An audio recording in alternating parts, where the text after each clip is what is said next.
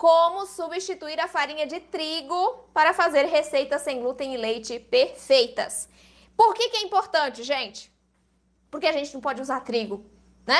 A gente que possui algum tipo de restrição alimentar, a gente que optou por retirar esse alimento que é inflamatório para muita gente da nossa alimentação, a gente precisa substituí-lo. Mas não é substituí-lo de qualquer maneira. É substituí-lo do jeito certo, com as possibilidades de farinhas e outros ingredientes corretos. Porque senão o seu resultado vai ser um pão seco, um pão duro, rachado, que não cresce bem, né? Sabemos como é que ficam esses resultados. Então, para que você consiga ter resultados perfeitos, macios, fofinhos, deliciosos, pães com gosto de pães, você precisa aprender a substituir a farinha de trigo do jeito certo. E é sobre isso que nós vamos falar hoje, tá?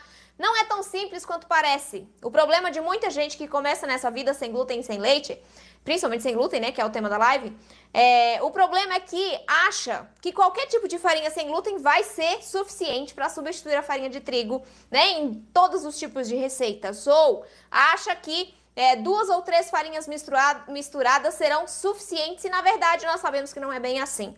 Então, não é tão simples. A gente precisa entender o fundamento da farinha de trigo, o fundamento das outras farinhas que nós temos, né, sem glúten, para conseguir fazer essa associação. O que eu posso usar para substituir a farinha de trigo em equivalência, suprindo todas as suas características, as suas funções nas nossas massas. E é sobre isso que nós vamos falar. Quando você sabe substituir corretamente a farinha de trigo, você alcança resultados perfeitos. Você não só isso, você acerta as receitas. Uma das maiores reclamações que eu recebo é: ah, meu Deus, eu fiz uma receita sem glúten e ela ficou seca, ela desanda, eu não consigo acertar. Isso é ruim. Isso é ruim porque quando a gente erra com um pouco de frequência, a gente acaba se desmotivando, desistindo de fazer, achando que aquilo não é pra gente, que a gente não tem dom pra fazer receita sem glúten e sem leite. E na verdade nós sabemos que não é dom, né? Que é técnica. E aí quando você entende isso, você consegue fazer receitas novas, criar, você consegue adaptar receitas de família. Olha que sensacional, né? Receitas da sua infância, que a sua avó fazia, que sua mãe fazia. Então você vai ter essa condição, essa capacidade quando você entender como fazer isso do jeito certo, beleza? Por que muitas pessoas estão tirando o trigo da sua alimentação? Porque o trigo, ele foi modificado tantas vezes durante esse processo de plantio, né? Que o trigo de hoje, ele é completamente diferente do trigo lá do início da agricultura. Nos últimos 40 anos, a gente tem muito mais glúten dentro da farinha de trigo. E tudo isso se deve ao fato de que o trigo está sendo modificado geneticamente, né? Vezes por vezes e vezes. Para quê? Para produzir mais em um tamanho menor de terreno, para ser resistente à praga, para ser uma planta mais rasteira, para ter facilidade na colheita. Então, todas essas melhorias genéticas que aconteceram no trigo e hoje ainda acontecem, né, vão trazer ainda mais glúten para ele. Por quê? Porque não foi analisado isso. Qual seria o impacto dessas modificações genéticas no grão do trigo, né? Na composição do grão do trigo. Então, como não foi feito isso, hoje em dia a gente tem cerca de 9 vezes mais glúten no trigo de hoje do que tinha no trigo de 40 anos atrás. Então, também por isso, ele se torna muito mais inflamatório, né? Ele desencadeia muito mais alergia nas pessoas. Então, nós temos um maior índice de glúten dentro do trigo de hoje. Nós temos um aumento no consumo de trigo pelos brasileiros, pelas pessoas, né? Depois da pandemia, então, de 2020 para cá, dobrou esse consumo de trigo pelas pessoas, pelos brasileiros. Então, a gente tem aumento da quantidade de glúten no grão e a gente tem o aumento do consumo. Dobrou a quantidade. De 30 quilos foram para 60 quilos por ano. Então, é muito trigo sendo mandado para dentro do nosso organismo. Isso vai afetando, né? Vai desencadeando outros tipos de inflamações. Aliado a isso, nós também temos, ainda bem, um aumento no diagnóstico, porque nós temos mais pessoas conscientes de que o trigo pode trazer várias doenças, né? Pode desencadear aí várias doenças, principalmente em pessoas que têm predisposição genética, que é o meu caso, eu tenho doença celíaca e isso também tem fator genético, não é só fator ambiental, né? Mas tem alergia, tem sensibilidade, tem alguns tipos de intolerância que não se caracterizam como doença celíaca. Então, hoje, a gente tem um aumento no número de diagnósticos, e isso é bom. Mas também se deve ao fato de que hoje a gente está, as pessoas, né, estão comendo muito mais glúten, estão com o nível de glúten maior por conta desse aumento no próprio grão do trigo, né? Então é por isso que a gente precisa tirar o trigo da nossa vida, da nossa alimentação. Claro que é quem se sente mal, quem se sente inflamada, não é todo mundo, não vamos generalizar, né? Bom, mas para fazer essa retirada do trigo, a gente precisa conhecer algumas coisas. Por exemplo, quais são as funções da farinha de trigo dentro das massas? Quais são as funções? Eu tô achando esse telefone muito alto, peraí. Funções da farinha de trigo dentro das massas. A gente tem elasticidade, estrutura, maciez, umidade, extensibilidade, que é aquela capacidade de estender a massa sem ruptura, sem cortar, sem quebrar. Então, a gente tem diversas funções dentro de uma única farinha. Por isso que a gente chama a farinha de trigo como mágica. Ela aceita qualquer desaforo, porque a farinha de trigo ela é completa, sozinha, tá? Ela agrega essa elasticidade para a massa, impede que o bolo, que o pão esfarele, né? Tem o desenvolvimento do glúten, que deve ser feito para o pão, mas que não deve ser feito para o bolo, senão o bolo fica duro. Então, tem todas essas características, né, que ele traz para a massa que nós não temos, que nós precisamos suprir. Essa característica de rede viscoelástica, quem estava na live de segunda-feira eu falei sobre goma xantana, essa característica que o glúten traz para as receitas, que é de esticar, de manter aprisionados ali dentro da massa os gases, a umidade. Essa capacidade as nossas farinhas não têm em quantidades suficientes. Então, além de a gente combinar, a gente precisa agregar alguns outros aditivos para conseguir ter um resultado perfeito. Certo, gente? Então, são todas essas características. E por que eu tenho que saber disso antes de substituir a farinha de trigo? Porque senão eu substituo do jeito errado, consequentemente eu tenho um pão sem glúten duro, eu tenho um pão que não cresce, que esfarela bastante, eu tenho um bolo que esfarela, que não fermenta, né? Então, eu tenho vários prejuízos na minha massa quando eu tiro o trigo e não sei como substituí-lo do jeito certo. Então, você já conhece agora as características, as funções. E o que a gente tem que fazer com essas informações? A gente tem que buscar nas farinhas sem glúten algumas opções que se complementem e que juntas tragam essas características para as nossas massas. Então, por exemplo, eu preciso de estrutura. A farinha de trigo também agrega estrutura, principalmente, né? Então, eu preciso de uma farinha de estrutura, pelo menos, na minha receita. Eu preciso de uma farinha que traga leveza, que traga maciez para o miolo do pão, para o miolo do bolo. Eu preciso de farinha que agregue elasticidade para a massa, né? Que traga liga, que impeça o esfarelamento desse produto depois de assado. Então, eu tenho que trazer essas características. E eu consigo fazer isso quando eu combino diferentes tipos de farinhas, tá?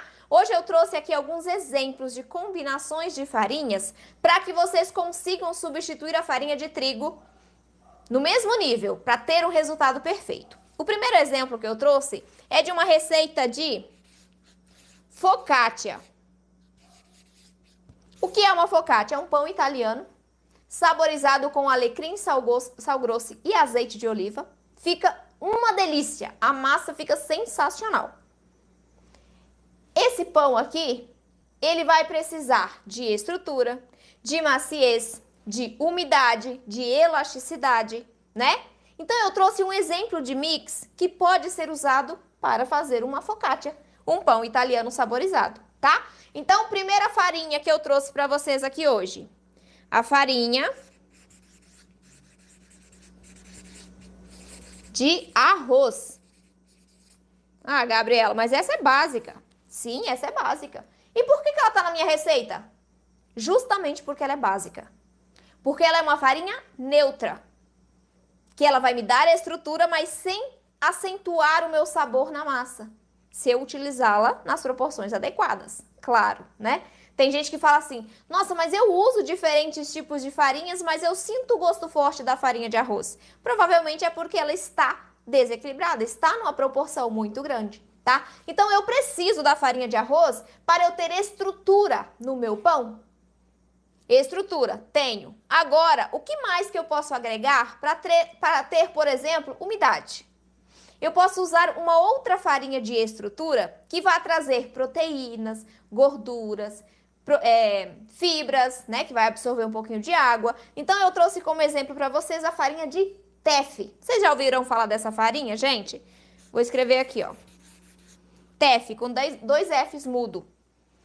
A farinha de teff, ela é maravilhosa, tem um sabor adocicado. Ela se parece muito com a farinha de trigo sarraceno. Diferencia no sabor, porque a farinha de trigo sarraceno tem um sabor mais terroso, né? A farinha de teff não, é um sabor mais suave, mais adocicado. Mas por que que eu posso usar nessa receita aqui combinada com a farinha de arroz? Porque ela também é uma farinha de estrutura, só que ela vai trazer umidade para a massa. Ela vai trazer umidade e ela vai enriquecer nutricionalmente essa minha receita da focaccia, tá? Então, eu tenho duas farinhas de estrutura. Qual outra farinha que eu posso usar aqui em combinação com essas duas farinhas de estrutura? O polvilho doce. Polvilho. Por que que eu vou usar o polvilho doce nessa minha receita? Porque eu preciso de liga, eu preciso de elasticidade na minha massa. E essa farinha, o polvilho doce, vai trazer essa característica de liga para a massa. Quando você faz ali, por exemplo, coloca numa panelinha, né, o polvilho doce com água e ferve. Perceba o que que acontece, ele forma uma liga, ele forma uma goma. E é isso que vai acontecer dentro da receita, tá? Então, você pode usar o polvilho doce como uma farinha de liga e ele também, secundariamente, vai trazer maciez para a massa, tá bom? Então, temos aqui polvilho doce e qual outra farinha para complementar? Nossa, Gabriela, quanta farinha? Precisa, tá? Se não, a gente usava só farinha de arroz e estava resolvido, mas não resolve. Sabemos que se a gente usar uma ou duas farinhas só, o nosso problema vai acontecer depois que o pão sair do forno. Porque o pão vai sair duro, não vai crescer bem, vai esfarelar, porque tá faltando farinha. A gente precisa de equilíbrio nas nossas receitas, tá? Então, aqui o que mais?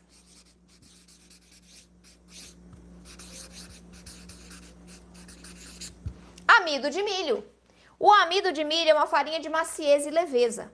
Então, ele vai atuar principalmente no miolo do pão, no miolo do bolo, para deixar aquele miolo mais leve, mais fofinho. Então, a gente usa, sim, o amido de milho para isso, tá? Então, temos aqui farinha de arroz, teff, farinha de teff, né? Polvilho doce e amido de milho. Esse aqui é um exemplo de um mix equilibrado. Equilibrado. Eu tenho farinhas de estrutura, tenho duas. Tenho farinha de liga, tenho farinha de maciez e leveza. E essa farinha, a farinha de teff, além de estrutura, ela também vai agregar umidade e maciez. Então, eu tenho uma focaccia com uma massa úmida, macia, fofinha e saborosa.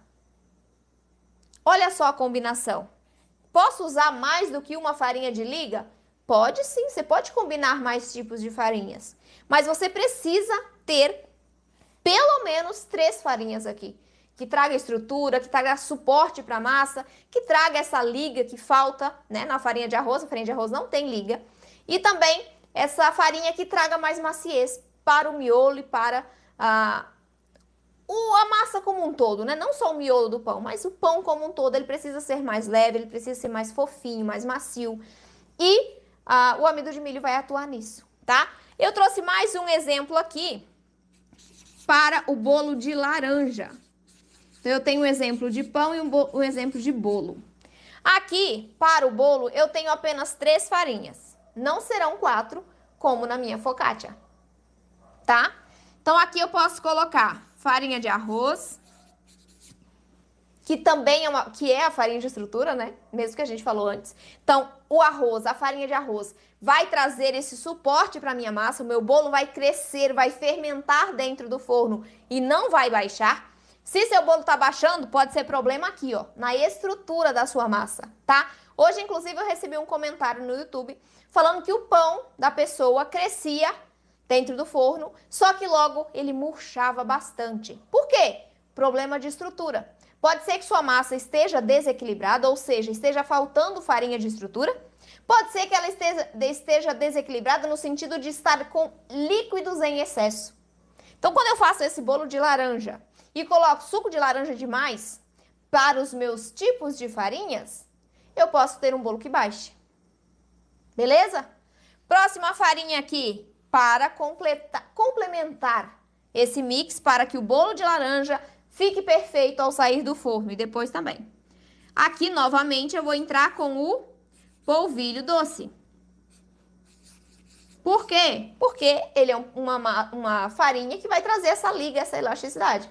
Ah, e tem alguma outra coisa que eu posso usar no lugar do polvilho doce? Tem, a fécula de araruta. Só que ela é menos conhecida, né? Tem o polvilho doce, tem a fécula de araruta, que é menos conhecida, então pode ser que você não encontre. Por isso que geralmente eu uso o polvilho doce, tá? Para que todo mundo tenha acesso às receitas e consiga executar em casa.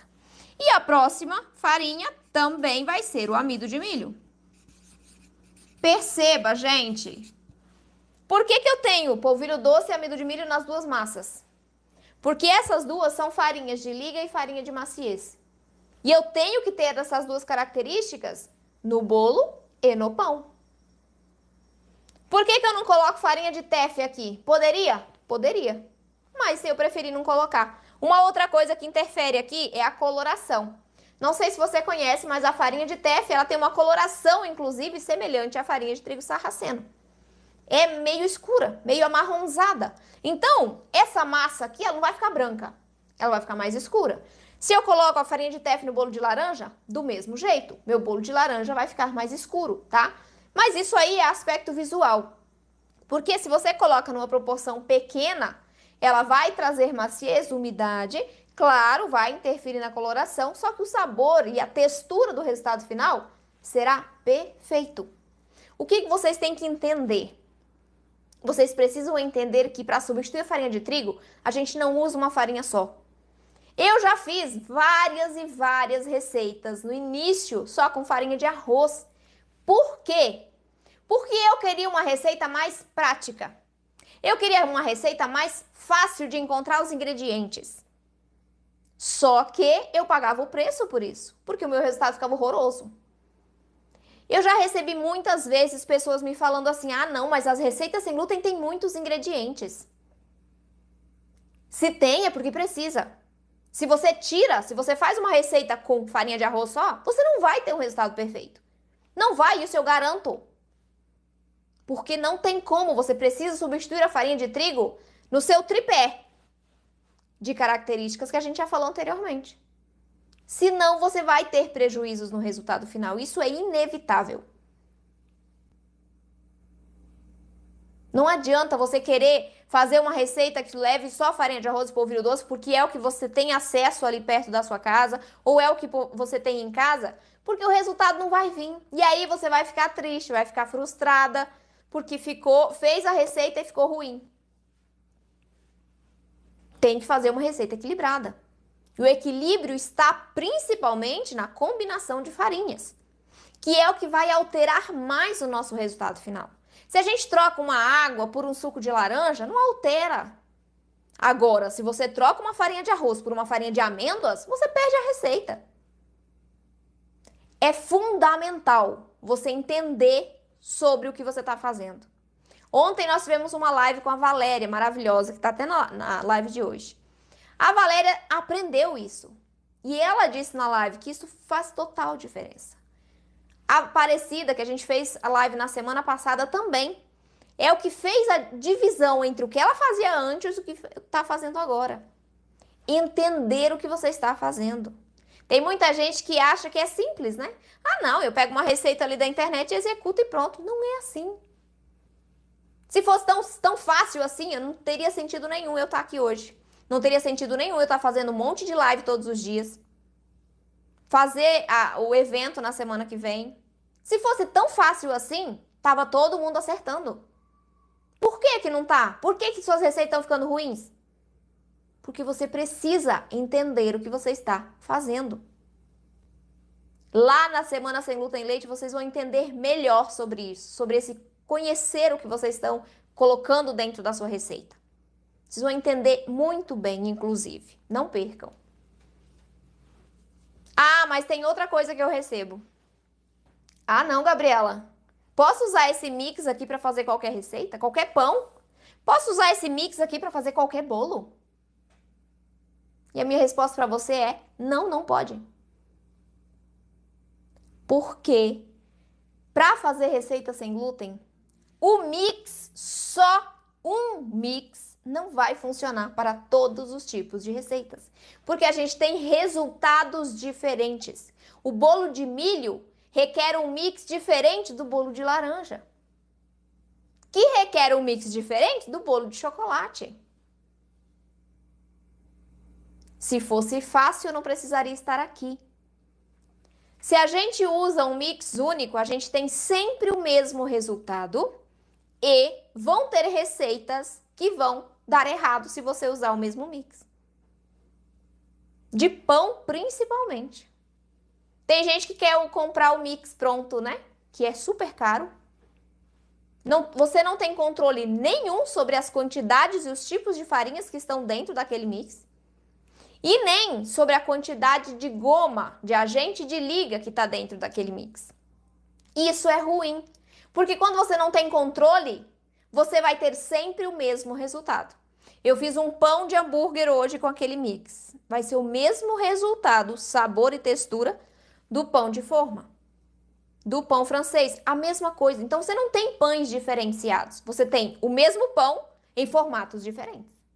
Não tem diferença de sabor, de coloração, de textura, não tem. De densidade na boca, não tem. Porque você usa a mesma combinação de farinhas para todas as receitas.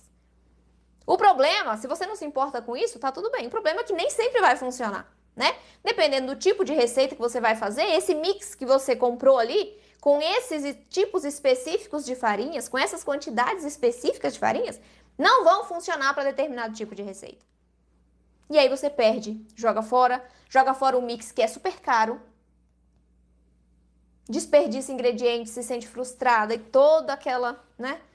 O que a gente já sabe que acontece quando a gente erra uma receita. Então, para você parar de jogar dinheiro fora, para você parar de jogar seu tempo no lixo, sua saúde no lixo, você tem que aprender a fazer do jeito certo. E substituir a farinha de trigo é essencial. Não é só... Quando eu falo assim, aprender a substituir a farinha de trigo, tem muita gente que pensa o seguinte: ah, mas eu tenho que aprender a substituir a farinha de trigo só se eu quiser pegar uma receita com farinha de trigo e substituir por uma farinha sem glúten, certo? Errado. Quando você vai adaptar, você precisa saber como substituir. Quando você vai escolher uma receita para fazer, você tem que saber se aquela receita está equilibrada. Valéria já é capaz de identificar isso. Ela já olha uma receita e já sabe se aquela receita funciona ou não. Por quê? Porque ela sabe o que tem que ter na receita para ela funcionar. É diferente. É diferente. E você precisa saber como substituir a farinha de trigo para quaisquer dessas necessidades suas, seja para criar, para adaptar, seja para substituir. Tá? Vocês precisam entender sobre isso. O que mais? Já falamos, né? Cada farinha vai necessitar de uma combinação única. Cada receita vai necessitar de uma combinação única de farinhas, por conta principalmente do seu resultado único. Então a gente precisa entender isso. Entender as farinhas é o primeiro passo. Não só as farinhas, né? Os ingredientes todos. Mas entender as farinhas é o primeiro passo. O segundo é entender o que aquela farinha faz naquela receita e como que aquela receita fica no resultado final. Assim você vai conseguir combinar as farinhas certas. Se eu coloco aqui nesse bolo de laranja uma farinha rica em fibras, por exemplo, uma farinha de aveia. Vamos supor, a gente fez essa combinação de farinhas aqui e colocamos aqui 50% dessa proporção de farinha de aveia. Será que eu vou ter o mesmo resultado? Não, não vai. Por quê? Bolo de laranja. O que vem na sua cabeça quando você pensa em um bolo de laranja?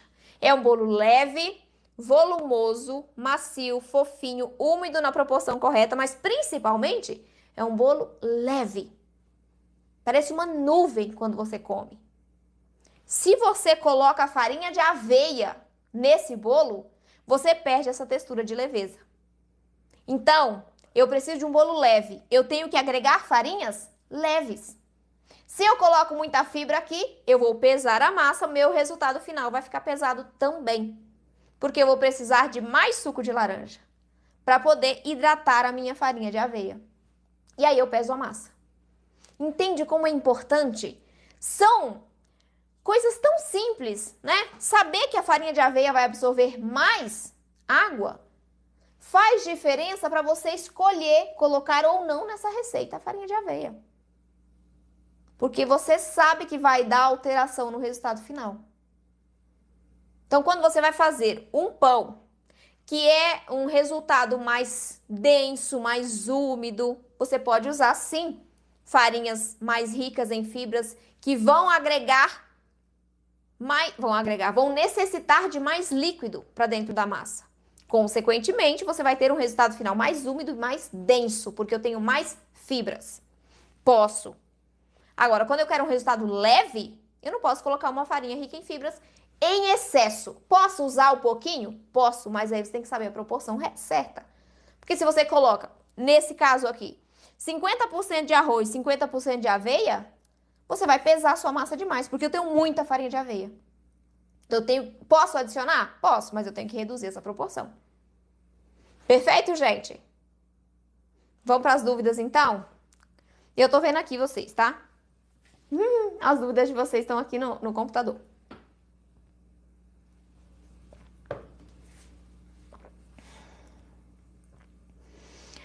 E uma receita normal que vai farinha de trigo. Podemos substituir a farinha pelo mix e a quantidade é a mesma? Cris, depende. Né? Já venho falando durante toda a live. Depende do seu resultado que você quer naquela receita. Depende da receita. Depende das farinhas que estão no seu mix. Então, às vezes, você vai poder substituir um para um, mas às vezes não. Por isso que é importante você conhecer o que você está fazendo, entender as suas farinhas, para você saber identificar se será possível fazer na mesma proporção essa substituição, tá? Farinha de teff, Zenaide, ela é muito boa, só que ela não é tão fácil assim de encontrar, tá? No Ingredientes Online tem. Já vi. Nunca comprei no Ingredientes Online. Já comprei? Já comprei, sim. Já comprei no Ingredientes Online a farinha de teff. Muito boa. Eu gosto. Só que ela é um pouquinho mais cara do que a farinha de trigo sarraceno. Acho que é mais ou menos o mesmo preço. A fécula de batata não entra nessa receita? Pode entrar. Esse é o mix que eu escolhi, tá? Você pode fazer o seu mix em casa. Eu trouxe esses dois exemplos para vocês entenderem que não é usando o mesmo mix, as mesmas farinhas, que vocês vão ter resultados perfeitos. Que vocês precisam conhecer as farinhas para poder combinar as que vocês têm acesso, a que são mais baratas para vocês ou não, né? Mas é principalmente para você conseguir fazer qualquer receita na sua casa. Eu já vi muita receita aí por aí que leva 150 gramas de farinha de amêndoas, sei lá, vou só usar a farinha de amêndoas como exemplo. Aí eu já vi comentários embaixo assim do vídeo. Posso substituir a farinha de amêndoas? A pessoa falou não. Uai, por que não? Se eu tenho outras farinhas com essas mesmas funções. Então, é o conhecimento que vai te dar autonomia para fazer, sim, substituições equivalentes. Substituições conscientes, sabendo o que você está tirando da receita e sabendo o que você está colocando na receita. Por isso que nós começamos falando sobre funções e características da farinha de trigo. Porque você precisa saber o que você está tirando da receita. Você está tirando estrutura, elasticidade, maciez, umidade. Então eu tenho que repor isso.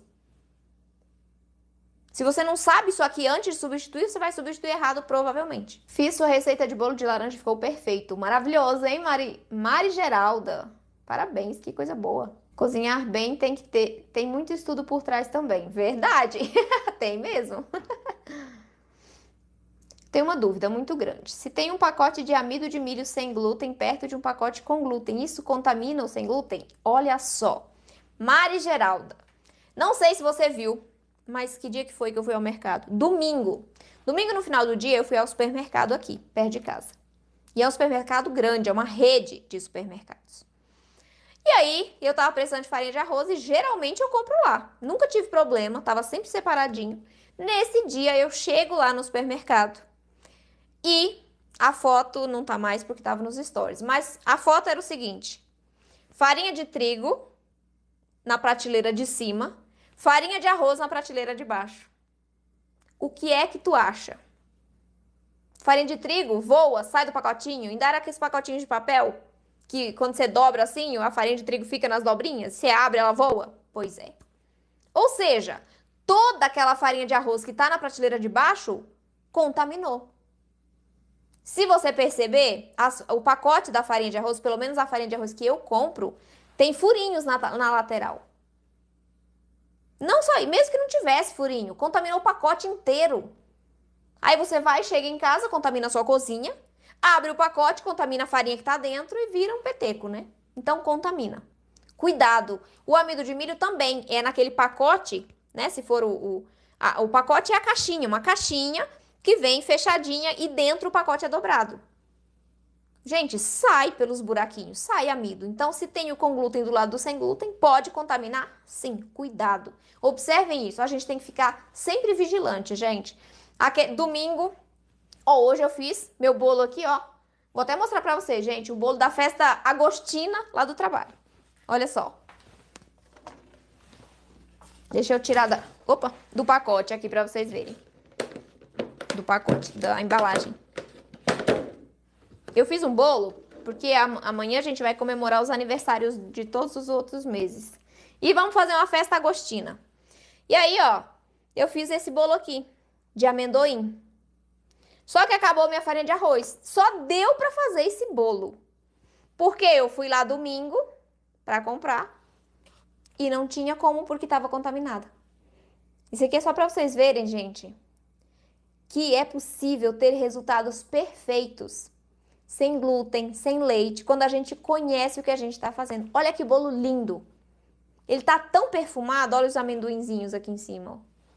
Tão macio, fofinho, delicioso.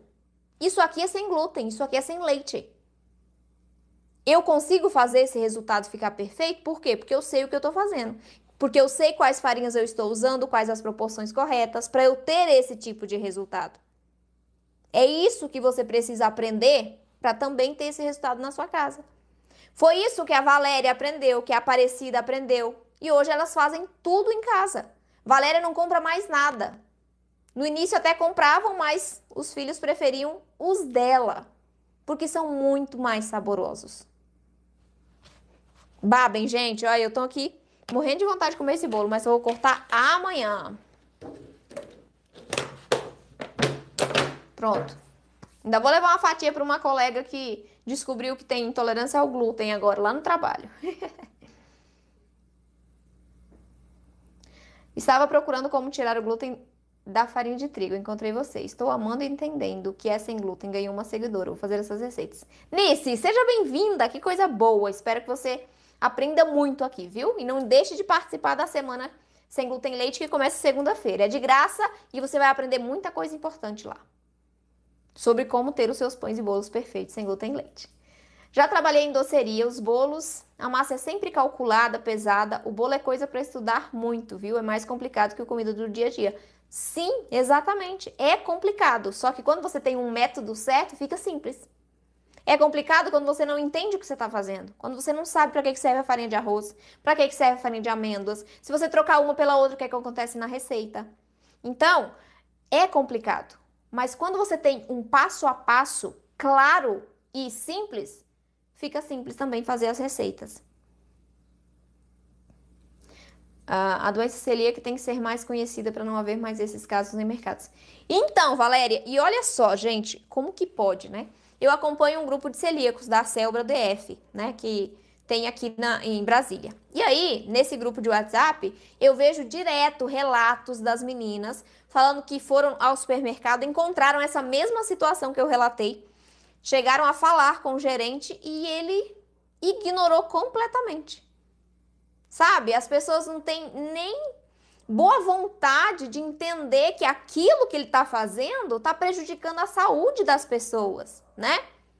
Porque, gente, quem não se atenta, vai lá, compra farinha de arroz. Quem compra farinha de arroz? Quem precisa comer farinha de arroz, né? Quem quer comer farinha de arroz. Mas principalmente quem precisa. Então, vai lá, não se atenta que tem farinha de trigo em cima. Compra farinha de arroz, contamina. E depois você não sabe de onde é que apareceu o glúten na sua vida. Por que você está passando mal? É muito complicado, é muito complicado. E assim, esse foi um caso que não envolveu diretamente pessoas, mas eu já vi outros casos de hospitais, né? É complicado, gente. Nossa vida não é fácil, não. A gente tem que ficar atento o tempo todo em todos os lugares. Estou amando suas explicações sobre as farinhas. Tenho um restaurante vegano e ainda não consegui fazer nhoque ideal sem glúten e com liga. Maravilhoso, Maria Lúcia, mas é possível sim, tá? É possível. Dá para fazer bolos gostosos sem necessidade de manteiga, leite, pelo menos é o que eu percebi. O gostinho fica uma delícia também. Ah, mas com certeza! Jadinaele, dá sim. Dá para fazer bolos, pães, tudo que você imagina sem glúten e sem leite. Eu faço tudo que você imagina. Sem glúten e sem leite. Por quê? Porque a gente substitui, né? A gente não usa manteiga, a gente não usa leite condensado, creme de leite, nada disso. A gente tem outras opções que vão substituir esses ingredientes em equivalência e a gente vai ter um resultado perfeito também. Maravilhoso, maravilhoso. Vou participar na segunda, porque sou celíaca, até agora só como tapioca, porque não consegui fazer nenhum pão, nem um bolo. Joana, pelo amor do pai, participe, porque eu sei o que você está passando. Eu sou celíaca e no meu primeiro ano eu só comi tapioca. Imagina, eu sei o que você está passando. Eu não aguento nem ver tapioca na minha frente. Sabe que aqui em Goiás, o pessoal fala assim, ai, tomei um ranço daquilo? Pois é, eu tomei ranço de tapioca. Por quê? Porque eu era obrigada a comer aquilo todo dia no café da manhã. No lanche, de manhã era tapioca com ovo, de tarde era crepioca. Gente, hoje eu rio, mas era de chorar. Imagina se eu pudesse comer um bolo desse naquela época. Eu não sabia fazer. Eu errava tudo que eu fazia. Pão, então? Eu acho que eu comecei a acertar pão depois de uns 3 anos, pelo menos. Foi sofrido, foi sofrido. Por quê? Porque eu não tinha orientação. Eu não tinha passo a passo, eu não tinha método nenhum. Eu pegava a receita na internet, escolhia as que tinham menos ingredientes, que eram mais fáceis de eu fazer, de eu comprar as coisas, e errava todas. Então não adianta você achar que vai viver de receitinha da internet, porque você não vai. É uma vida inteira sem glúten e sem leite. Não é um mês, não é uma semana, não é um ano, não, é uma vida. E a nossa saúde tem que ser a nossa prioridade, porque sem saúde a gente não faz nada nessa vida. E a nossa saúde depende da nossa alimentação, 99% quase, né? Então a gente precisa aprender a fazer, mas aprender com técnica, com método, porque senão você fica batendo cabeça, jogando dinheiro fora, se frustrando, comendo coisa ruim, porque você não aprende a fazer do jeito certo. Eu passei anos assim, porque eu não tinha ninguém para me ensinar. Depois que eu aprendi, depois que eu vi que eu tinha criado um método, eu trouxe ele para internet. Porque eu quero ajudar vocês. De coração eu quero ajudar vocês. Para eu ter depoimentos, para eu conversar com pessoas como eu conversei com a Valéria ontem. De ver que ela aprendeu a fazer tudo que a família dela precisa. E ela faz e fica perfeito. É por isso que eu faço isso aqui. Recheios também. O chocolate, por exemplo, com outras combinações, não perde gosto no recheio de um bolo. A experiência é maravilhosa. Parece que a comida fica mais gostosa do que o normal. Claro, recheio, cobertura, tudo a gente faz sem glúten e sem leite. Tudo é possível sem leite, gente. Tudo. Tudo, né? Não dá pra generalizar porque eu não conheço tudo no mundo. Mas o que a gente tá acostumado, habituado a consumir, dá pra fazer tudo sem leite e sem glúten. Fiquei 20 anos sem comer pão. Era obrigada... Como é que é? Era o que eu sentia mais saudades. Pão com fermento de pão, saboroso. E aí, Zenaide, agora? Tá fazendo pão? Isso, Helena, é isso. Olha só. Tem receitas que eu não consigo mais comer. Enjoei de comer sempre a mesma coisa. Por que vocês precisam aprender isso aqui, ó? Por que vocês precisam aprender a parte do embasamento? A base. Aí, tô falando, a Zenaide é minha aluna. Tá comendo pão agora, Zenaide? Me conte aí. Por que vocês precisam aprender o fundamento? Porque vocês não vão comer o mesmo pão pelo resto da vida. Vocês não conseguem. Enjoa. A gente gosta de variação. A gente gosta de sabores diferentes, texturas diferentes. Então, para isso, vocês precisam aprender o que faz a diferença em todas as receitas. Não é receita. Porque se fosse receita, estava resolvido. Na internet está cheia de receita. Não é receita. Fosse assim, eu teria trazido umas receitas nessas semanas. Eu não trouxe. Por quê? Porque não é receita. Eu até vou ensinar uma receita na semana sem glúten e leite. Mas não é receita. O primeiro pão seu que eu fiz deu certo. Amei muito. Arrasou! Olha aí, Zenaide.